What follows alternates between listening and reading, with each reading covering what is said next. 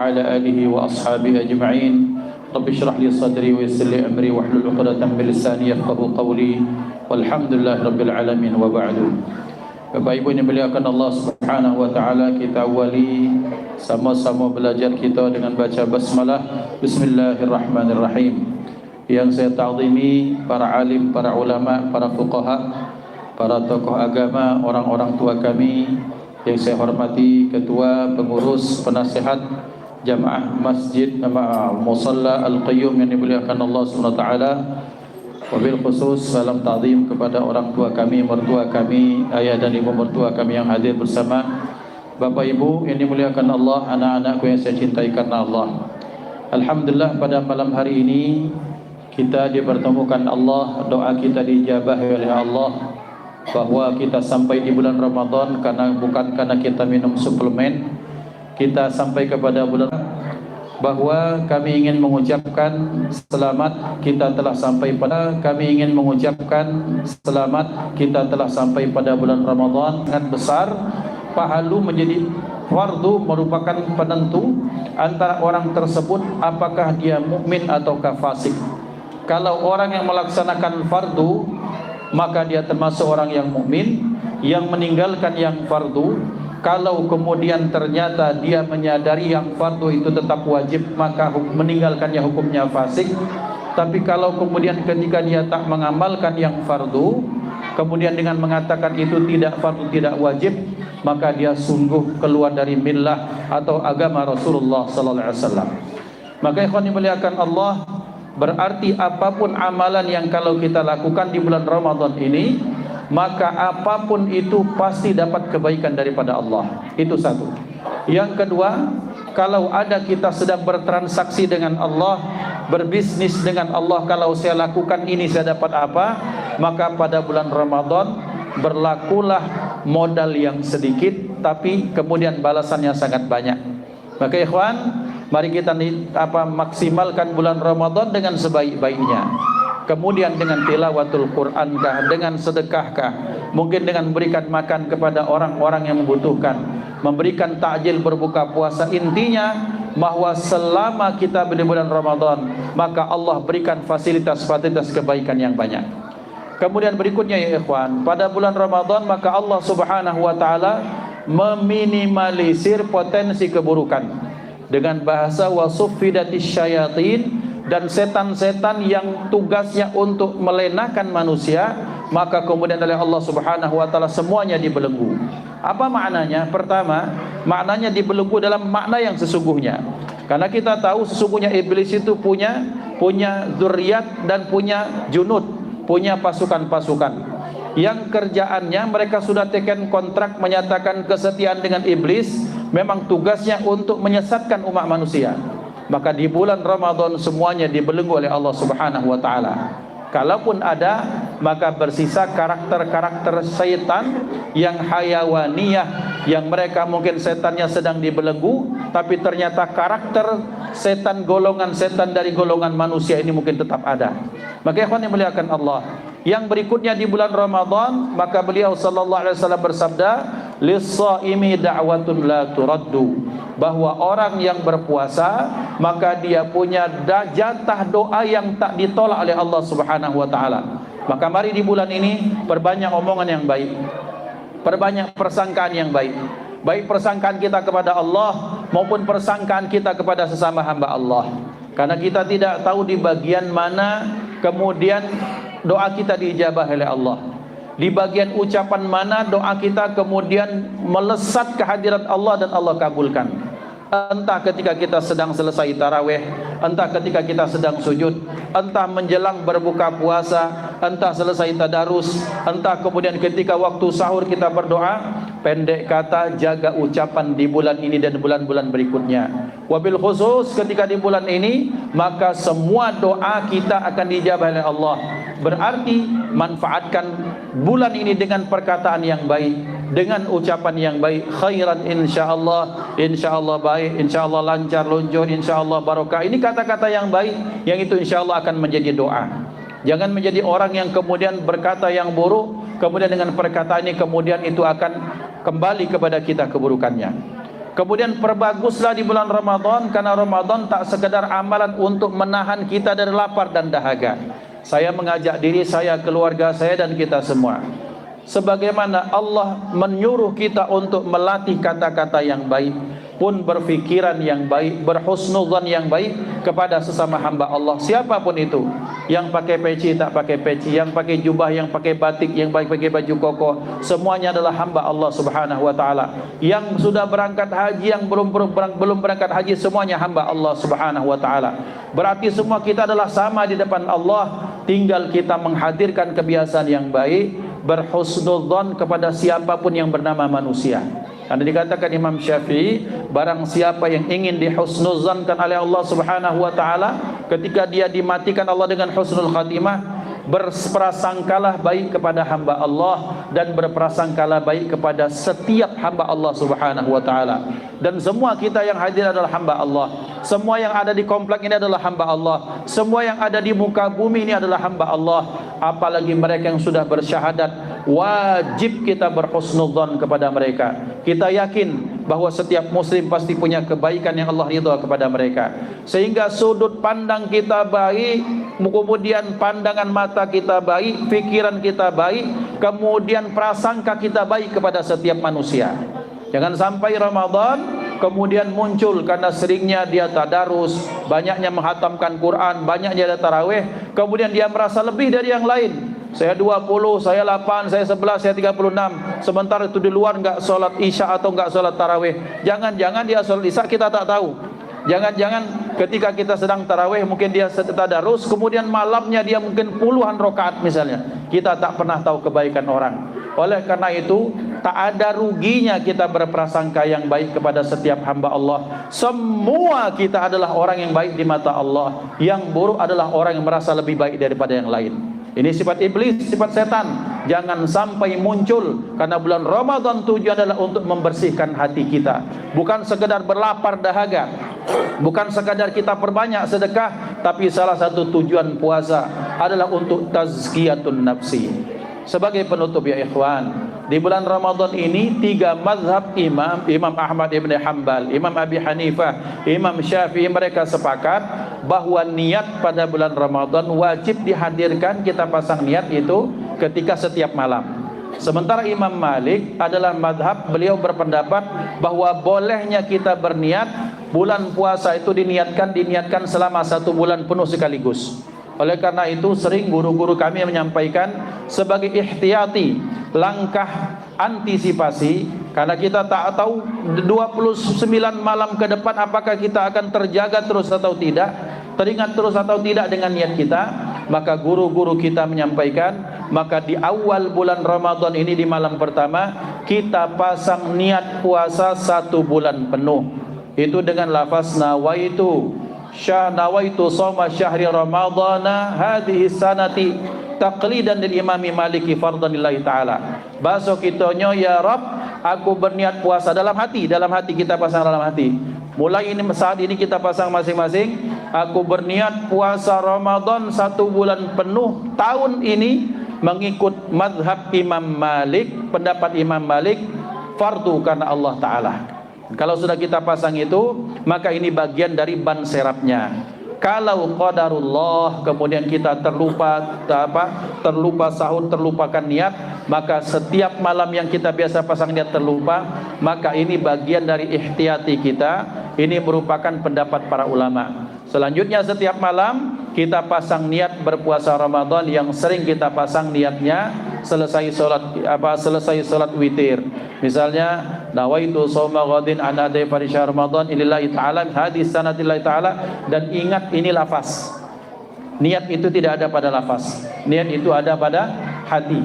Maka berarti kita pasang niat kita dalam hati, nawaitu shauma ghadinnya di lafaz niat. Kemudian setelah itu berbarengan itu kita pasang niat puasa esok hari fardu karena Allah, tahun ini fardu karena Allah Ta'ala. Ini bab lafaz, ini bab niat yang sangat penting, jangan sampai terlupakan.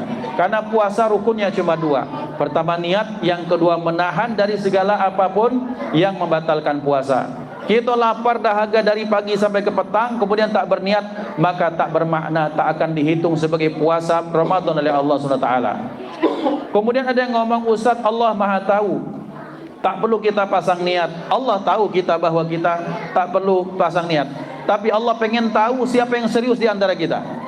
Maka dengan cara serius itu adalah salah satunya dengan berniat, meniatkan apapun yang kita kerjakan semata-mata karena Allah Ta'ala. Maka ikhwan dimuliakan Allah, mudah-mudahan Ramadan tahun ini jadikan Ramadan yang terbaik untuk kita semua. Mudah-mudahan kita berikan sehat walafiat. Dengan berkah Ramadan, mudah-mudahan rezeki seorang muslim di antara kita semuanya dilipat gandakan oleh Allah Subhanahu wa taala. Hajat-hajat kita dikabulkan Allah, wabil khusus hajat-hajat akhirat kita insyaallah diberikan rezeki yang barokah, diberikan umur yang barokah, diberikan keluarga yang barokah, anak keturunan yang saleh dan salihat. Mudah-mudahan Allah sampaikan kita ke Mekah dan Madinah haji dan umrah insyaallah. Dan mudah-mudahan yang sedang diberikan kesusahan hidup dikeluarkan dari kesusahan hidup, diberikan kemudahan oleh Allah Subhanahu wa taala. Dan kita semua dan seluruh anak bangsa dijauhkan Allah dari perpecahan, dari disintegrasi, dari disharmonisasi, dijauhkan dari perpecahan yang pada ujungnya akan menghancurkan bangsa. Dijauhkan kita semua dari segala mara bahaya bala bencana. Dan insyaallah anak-anak yang hadir bersama kita, Allah jadikan anak-anak yang zuriyah yang salihin dan salihat. Dijadikan Allah sebagai calon ulama, calon orang-orang baik, mereka berilmu dan beramal berhalaqul karimah insyaallah. Hadanallahu wa iyyakum ajma'in. Usikum wa nafsi bi taqwallah. Tsumma assalamu alaikum warahmatullahi wabarakatuh.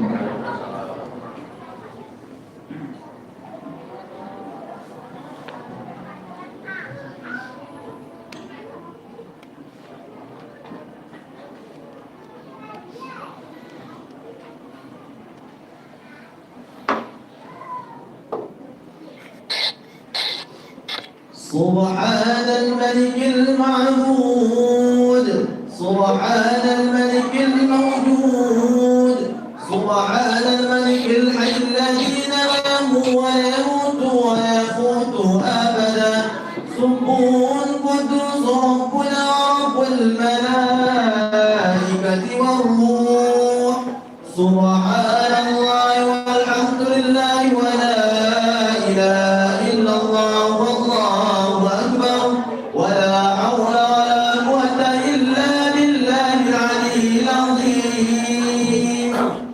اللهم صل على سيدنا محمد صلى الله وسلم عليه. اللهم صل على سيدنا ومولانا محمد صلى الله وسلم عليه. اللهم صل على سيدنا ونبينا وحبيبنا وشفينا وولدنا وصحبنا ومولانا محمد صلى الله وسلم عليه. رحمكم الله. الصلاة لا إله إلا الله.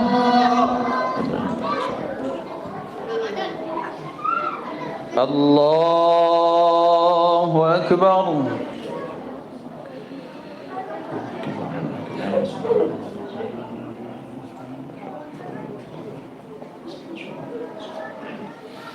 بسم الله الرحمن الرحيم.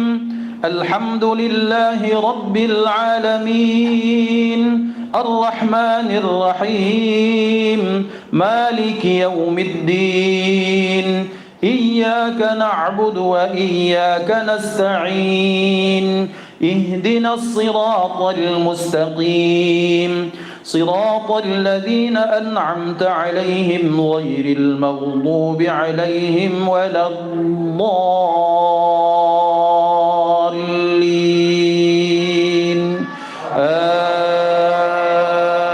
آمين.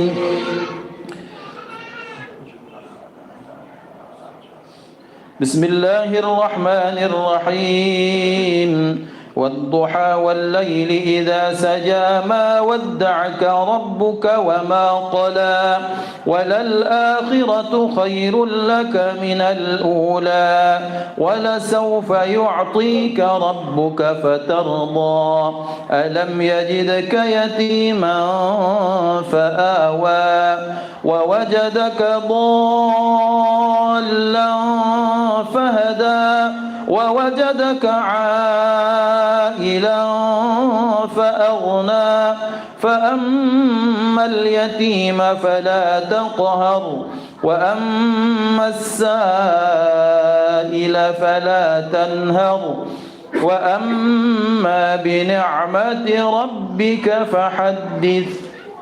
الله أكبر.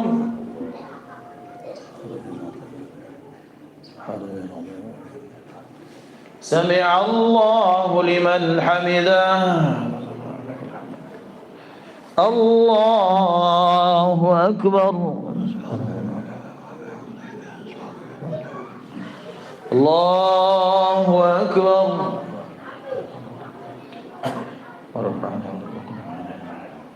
الله أكبر.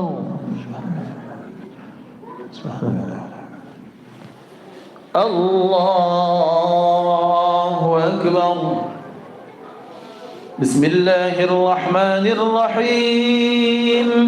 الحمد لله رب العالمين الرحمن الرحيم مالك يوم الدين.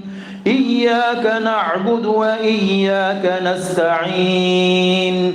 اهدنا الصراط المستقيم صراط الذين أنعمت عليهم غير المغضوب عليهم ولا الضالين.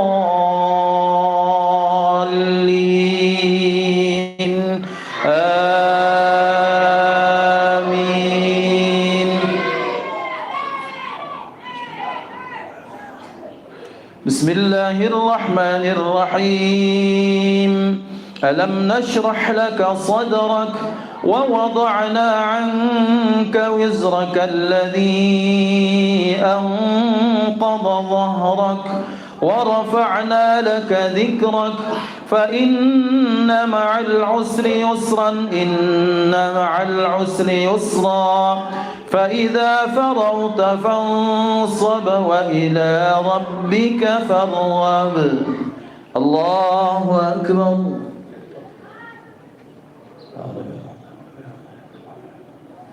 سمع الله لمن حمده. الله أكبر. سبحان الله. الله أكبر.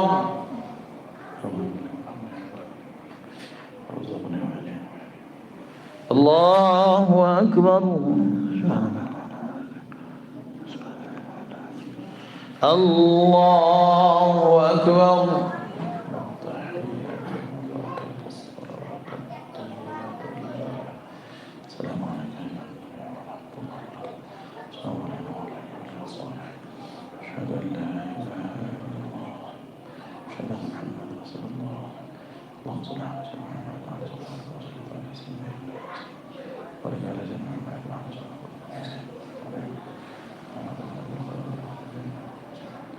السلام عليكم ورحمة الله.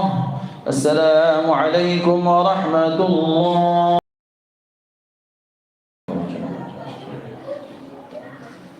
فضلا من الله ونعمة ومغفرته ورحمة. لا إله إلا الله والله أكبر. لا إله إلا الله وحده لا شريك له ولا حول ولا قوة إلا بالله العلي العظيم. اللهم صل على سيدنا محمد صلى الله وسلم عليه. اللهم صل على سيدنا ومولانا محمد صلى الله وسلم عليه. اللهم صل على سيدنا ونبينا وحبيبنا وشفينا وقرنتنا وذكرنا ومولانا محمد صلى الله وسلم عليه. اللهم إنا نسألك رضاك والجنة ونعوذ بك من سخطك والنار. اللهم إنك عفو كريم تحب العفو وأنا يا كريم وأنا والدينا وأنا جميع المسلمين والمسلمات برحمتك يا أرحم الراحمين. الخليفة غلام أمير المؤمنين سيدنا أبو بكر الصديق سعادة رحمكم الله.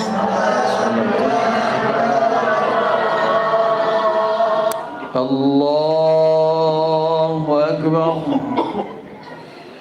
بسم الله الرحمن الرحيم الحمد لله رب العالمين الرحمن الرحيم مالك يوم الدين إياك نعبد وإياك نستعين اهدنا الصراط المستقيم صراط الذين أنعمت عليهم غير المغضوب عليهم ولا الضالين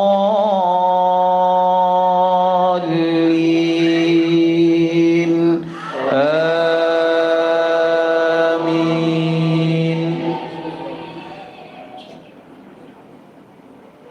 بسم الله الرحمن الرحيم والتين والزيتون وطور سينين وهذا البلد الأمين لقد خلقنا الإنسان في أحسن تقويم ثم رددناه أسفل سافلين إلا الذين آمنوا وعملوا الصالحات فلهم أجر غير ممنون فما يكذبك بعد بالدين أليس الله بأحكم الحاكمين فلا أن ذلك من الشاهدين. الله أكبر.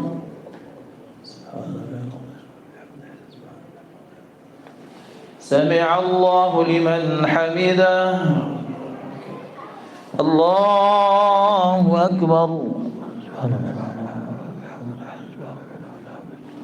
الله أكبر.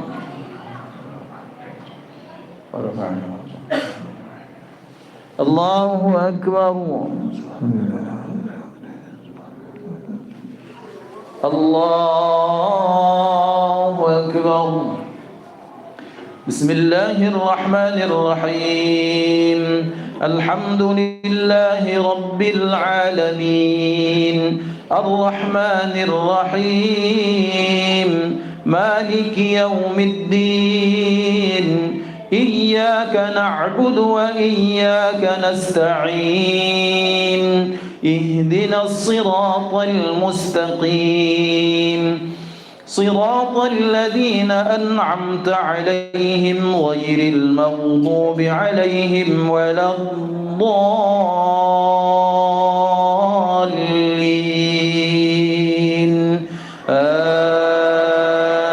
آمين. بسم الله الرحمن الرحيم والعاديات ضبحا فالموريات قدحا فالمغيرات صبحا فأثرن به نقعا فوسطن به جمعا إن الإنسان لربه لكنود وإنه على ذلك لشهيد وإنه لحب الخير لشديد أفلا يعلم إذا بعثر ما في القبور وحصل ما في الصدور إن ربهم بهم يومئذ لخبير. الله أكبر.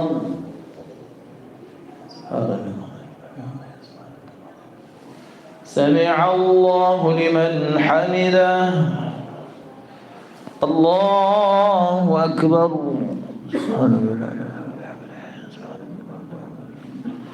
الله أكبر. الله أكبر. الله أكبر.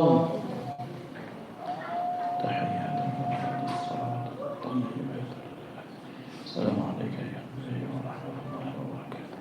السلام علينا وعلى آله وصحبه. أشهد أن لا إله إلا الله وأشهد أن محمدا رسول الله.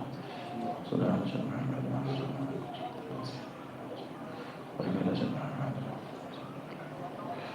السلام عليكم ورحمة الله. السلام عليكم ورحمة الله.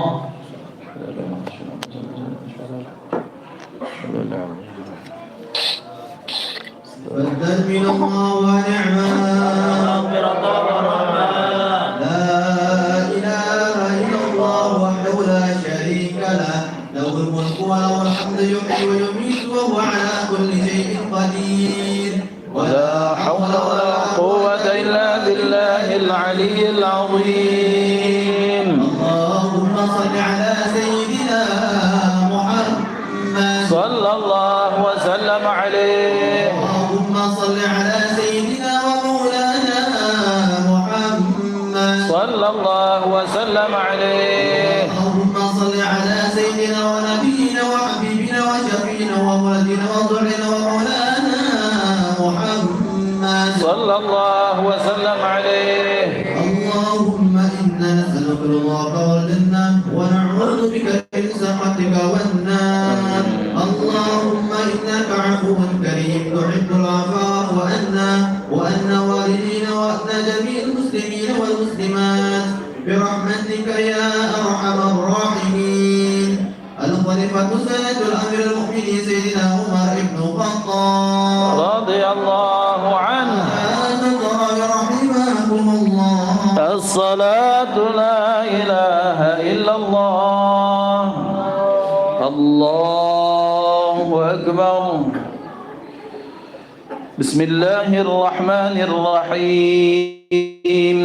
الحمد لله رب العالمين الرحمن الرحيم مالك يوم الدين. إياك نعبد وإياك نستعين. اهدنا الصراط المستقيم صراط الذين أنعمت عليهم غير المغضوب عليهم ولا الضالين.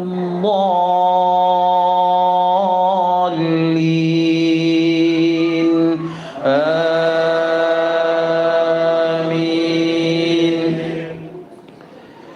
بسم الله الرحمن الرحيم.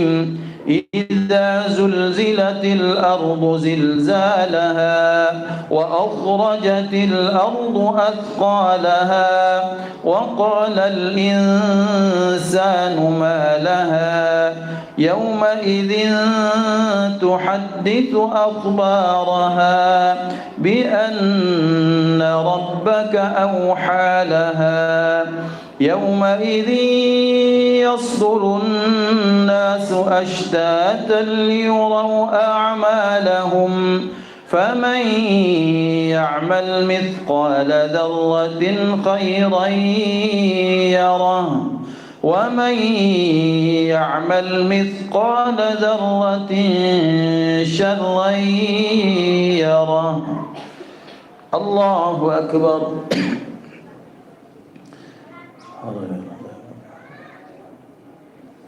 سمع الله لمن حمده.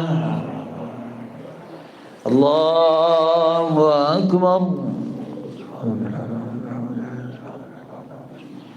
الله أكبر. الله أكبر. الله أكبر. بسم الله الرحمن الرحيم. الحمد لله رب العالمين الرحمن الرحيم مالك يوم الدين. إياك نعبد وإياك نستعين. اهدنا الصراط المستقيم صراط الذين أنعمت عليهم غير المغضوب عليهم ولا الضالين.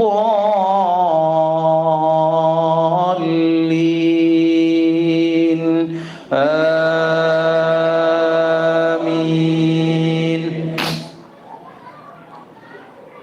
بسم الله الرحمن الرحيم.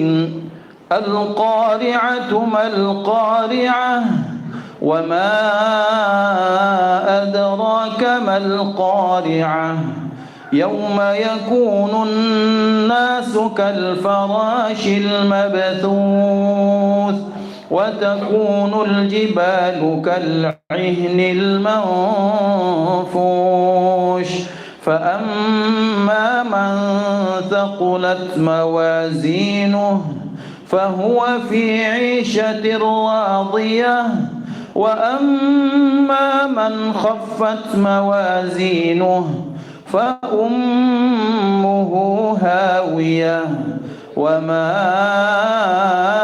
أدراك ما هي نار حامية اللهم إنا نسألك العفو والعافية الله أكبر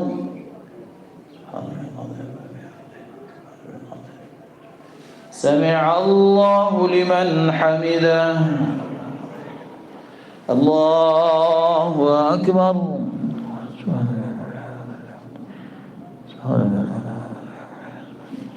الله أكبر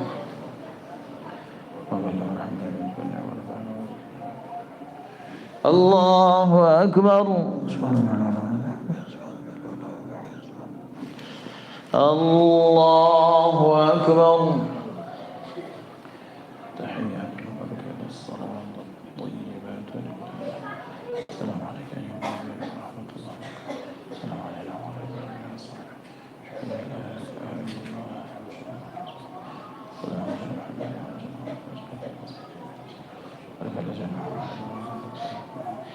السلام عليكم ورحمة الله السلام عليكم ورحمة الله فضلا من الله ونعمة ومغفرة ورحمة لا إله إلا الله وحده لا شريك له له الملك وله الحمد يحيي ويميت وهو على كل شيء قدير ولا حول ولا قوة إلا بالله العلي العظيم اللهم صل على سيدنا محمد اللهم صل على سيدنا ومولانا محمد صلى الله وسلم عليه اللهم صل على سيدنا ونبينا وحبيبنا وشفينا ومهدنا وزمرنا ومولانا محمد صلى الله وسلم عليه اللهم إنا نسألك الرضا والجنة ونعوذ بك من سخطك والنار اللهم إنك عفو كريم تحب العفو عنا وعنا والدينا وعنا جميع المسلمين والمسلمات برحمتك يا أرحم الراحمين الخليفة سلطة الأمير المؤمنين سيدنا عثمان بن عفان صلاة الله رحمكم الله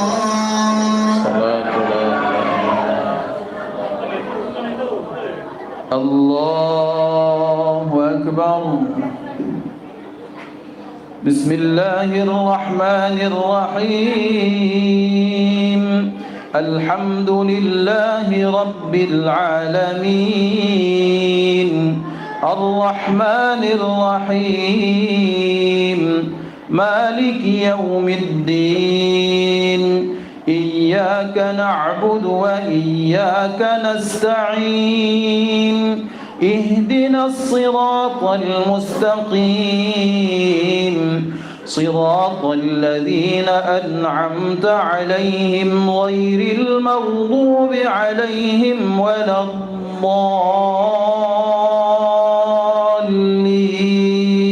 الضالين آمين بسم الله الرحمن الرحيم لإيلاف قريش إيلافهم رحلة الشتاء والصيف فليعبدوا رب هذا البيت الذي أطعمهم من جوع وآمنهم من خوف الله أكبر.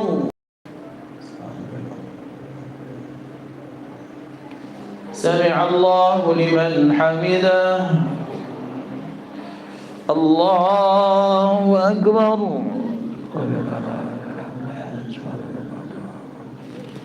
الله أكبر. الله أكبر. الله أكبر. بسم الله الرحمن الرحيم. الحمد لله رب العالمين، الرحمن الرحيم، مالك يوم الدين. إياك نعبد وإياك نستعين. اهدنا الصراط المستقيم، صراط الذين أنعمت عليهم غير المغضوب عليهم ولا الضالين.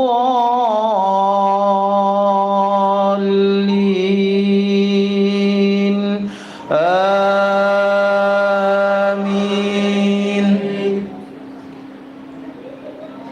بسم الله الرحمن الرحيم. إذا جاء نصر الله والفتح ورأيت الناس يدخلون في دين الله أفواجا فسبح بحمد ربك واستغفره إنه كان توابا. الله أكبر.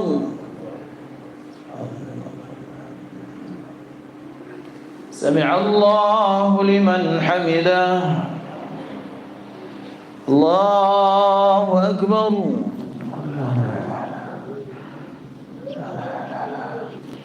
الله أكبر. الله أكبر. الله أكبر.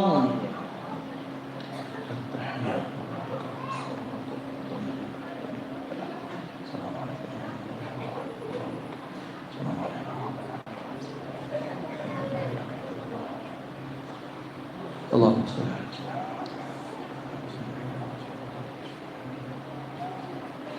السلام عليكم ورحمة الله.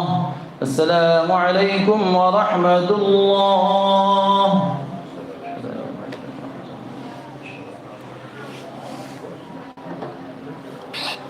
سبحان الملك المعبود، سبحان الملك الموجود، سبحان الملك الحي الذي لا يموت ولا يموت ولا يموت أبدا. سبح قدوس ربنا رب الملائكة والروح. سبحان الله والحمد لله ولا إله إلا الله والله أكبر ولا حول ولا قوة إلا بالله العلي العظيم. اللهم صل على سيدنا محمد صلى الله وسلم عليه. صل على سيدنا ومولانا محمد صلى الله وسلم عليه. على سيدنا ونبينا وحبيبنا وشفينا وقرتنا وعبدنا ومولانا محمد صلى الله وسلم عليه. شهر رمضان الذي أنزل فيه القرآن هدى للناس وبينات من الهدى والفرقان. بجودك آمين بإذنك آمين يا خير المسؤولين يا الله. اللهم اعتق بلغنا وبابائنا وأمهاتنا وجدتنا وإخواننا من النار أجمعين. وتب وزكي وأما يقول آمين آمين آمين. وصلى الله وسلم عليه والحمد لله رب العالمين.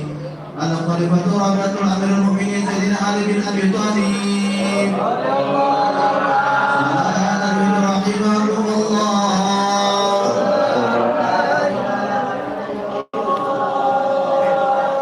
Dua satu. 2, 1. Allahu Akbar. Bismillahirrahmanirrahim. Alhamdulillahi Rabbil Alamin. Ar-Rahmanir Rahim. Maliki Yawmiddin. Iyyaka na'budu wa iyyaka nasta'in. اهدنا الصراط المستقيم صراط الذين أنعمت عليهم غير المغضوب عليهم ولا الضالين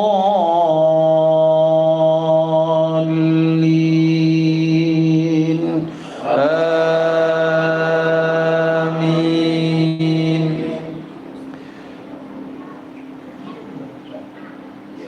بسم الله الرحمن الرحيم. سبح اسم ربك الأعلى الذي خلق فسوى والذي قدر فهدى والذي أخرج المرعى فجعله غثاء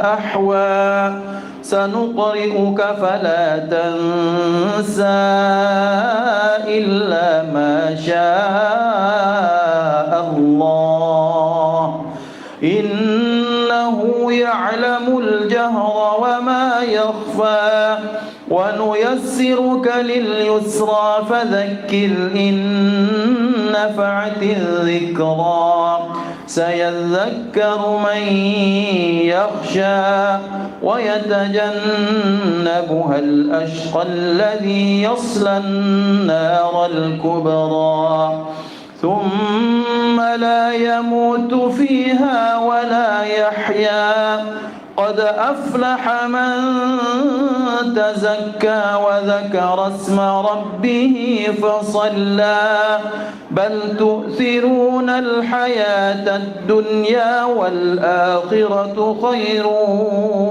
وأبقى إن هذا لفي الصحف الأولى صحف إبراهيم وموسى. الله أكبر.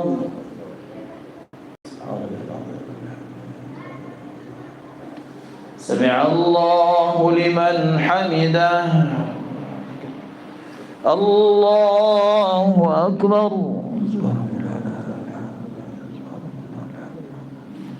الله أكبر.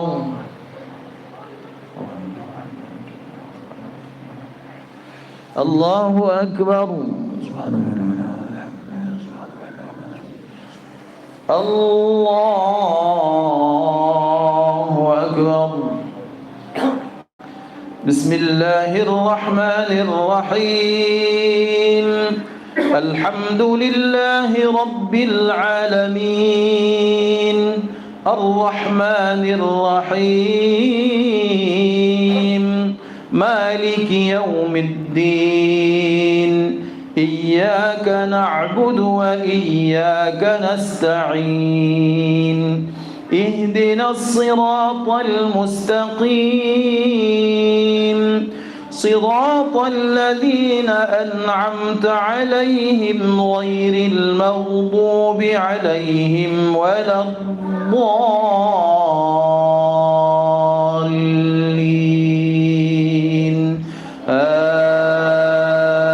آمين.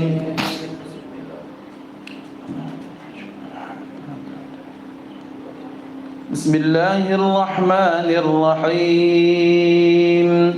قل يا أيها الكافرون لا أعبد ما تعبدون ولا أنتم عابدون ما أعبد ولا أنا عابد ما عبدتم ولا أنتم عابدون ما أعبد لكم دينكم ولي دين. الله أكبر.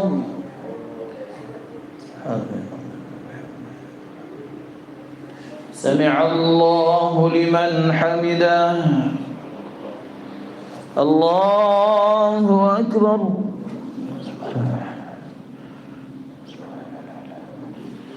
الله أكبر.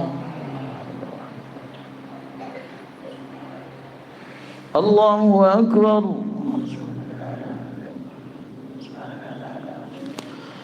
الله أكبر. التحيات السلام عليكم.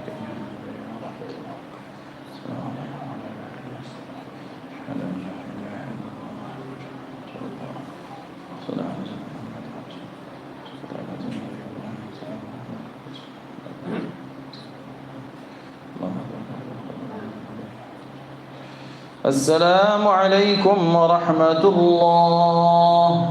السلام عليكم ورحمة الله. لا صلاة سنة الوتر ركعة رحمكم الله.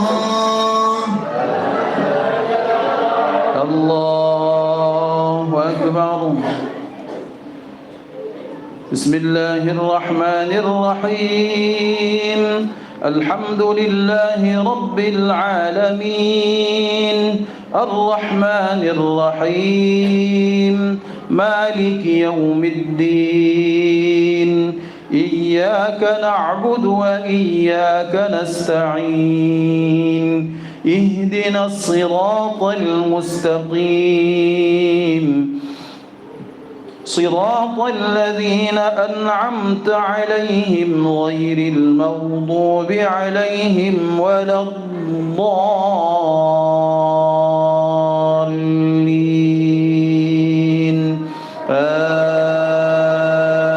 آمين. بسم الله الرحمن الرحيم.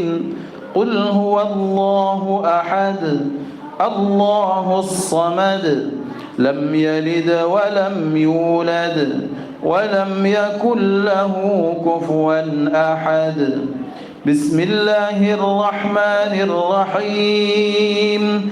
قل أعوذ برب الفلق من شر ما خلق ومن شر غاسق إذا وقب ومن شر النفاثات في العقد ومن شر حاسد إذا حسد.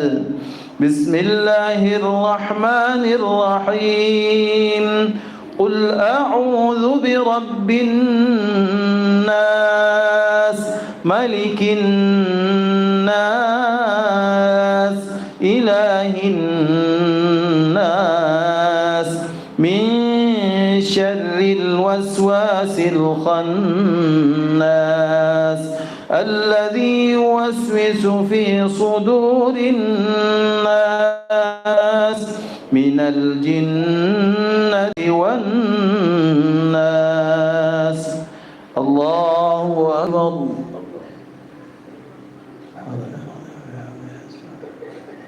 سمع الله لمن حمده.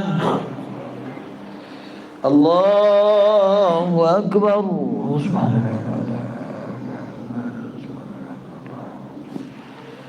الله أكبر.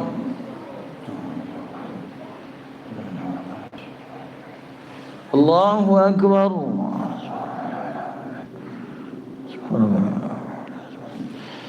الله أكبر. التحيات السلام عليك يا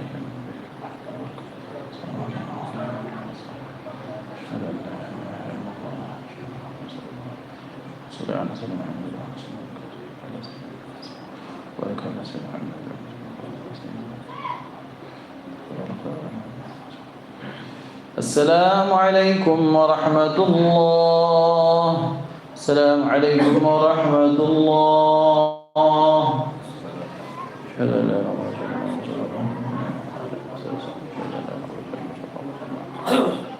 سبحان الملك القدوس سبحان الملك القدوس سبح القدوس ربنا ورب الملائكة والروح سبحان الله والحمد لله ولا إله إلا الله والله أكبر ولا حول ولا قوة إلا بالله العلي العظيم.